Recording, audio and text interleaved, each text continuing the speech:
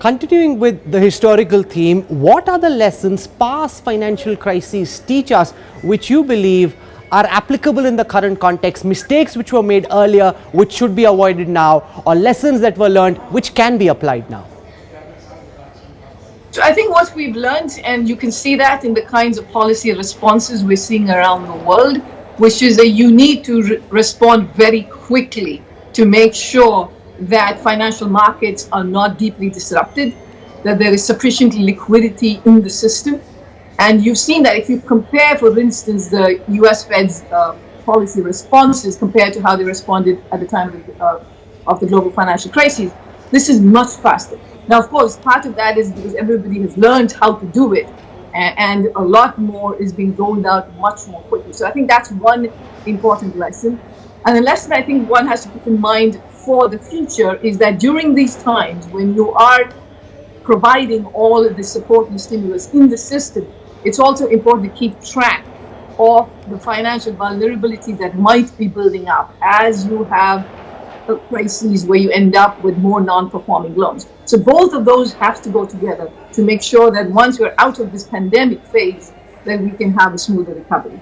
I want to spend some time dealing with what the IMF is doing globally before I come to India. A few months ago, questions were being asked, op-eds were being written about the relevance and the utility of the IMF, since countries were no longer coming to the International Monetary Fund seeking bailouts. Now suddenly you've got 90 countries pleading with the IMF for financial helplines. Give our viewers a sense of what's happening globally and how deep the crisis you believe is outside of India. So Rahul, that number right now is 100 and more actually that have approached the fund to talk about or to seek financial assistance. And that's never happened before. So that's the number is really unprecedented since the start of the fund.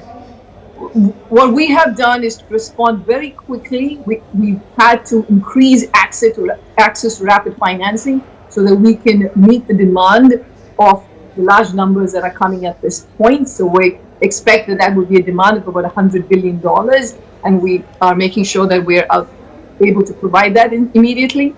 We also have our $1 trillion capacity, which we are deploying for the benefit of members. Now, this is the time when we expect our membership to come to us, because this is such an unprecedented crisis for no fault of countries, which is it's a completely exogenous shock, and they need rapid financing. So I think there are three big things that the international community needs to do for many developing economies around the world. One is concessional financing, the second is aid, and the third is debt relief.